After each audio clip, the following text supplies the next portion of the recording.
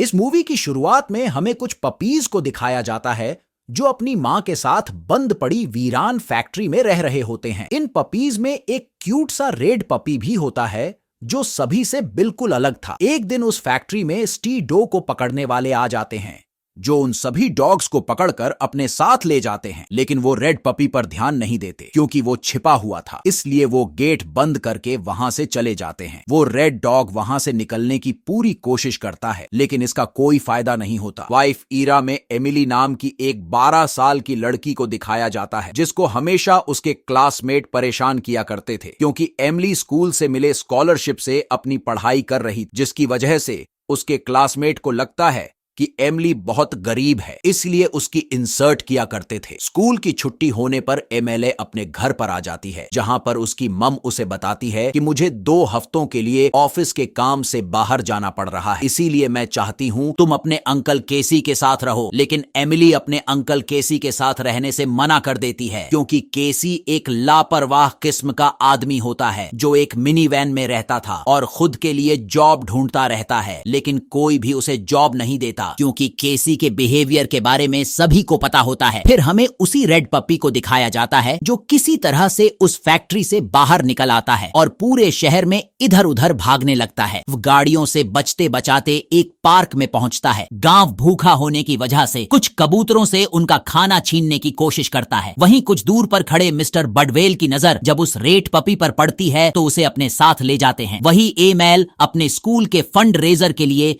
अपने कॉलोनी के लोगों से खाली कैन कलेक्ट कर रही होती है और जब वो घर लौटती है तो उसकी माँ उसे बताती है कि मैंने केसी को यहाँ बुला लिया है, जिससे एमिली बहुत अपसेट हो जाती है क्योंकि जब तक उसकी माँ वापस नहीं आ जाती एमएलए को किसी के साथ ही रहना पड़ेगा। एमएलए की माँ फिर अपने काम पर निकल जाती है और वो केसी को एमिली का ख्याल रखने को कहती है। अगले दिन जब एमिली अपने अंकल केसी के साथ स्कूल जा रही होती है तो रास्ते में उसे एक स्ट्रीट रेस्क्यू पेट्स का ट्रेंट दिखाई देता है जहां पर वो पेट्स होते हैं जो अपने परिवार से बिछड़ जाते थे। यह टेंट किसी और का नहीं बल्कि मिस्टर बडवेल का होता है। एमिली पेट से बहुत प्यार करती है और उसका सपना होता है कि उसके पास भी उसका खुद का एक पेट हो, इसीलिए अपने अंकल केसी को वहां चल को कहती है। पहले तो केसी वहां जाने से मना कर देता है, लेकिन एमिली के जीत करने की वजह से उसे वहां जाना पड़ता है। टेंट में आकर एमएलए देखती है कि वहां पर ढेर सारे खूबसूरत पेड्स होते हैं। तभी उसकी नजर रेड पपी पर पड़ती है और वो एमएलए को इतना पसंद आता है कि एमिली उसे अपने साथ ले जाने का डिसाइड करती है, लेकिन केसी उसे ऐसा करने से मना कर देता है क्योंकि कॉलोनी के सेक्रेटरी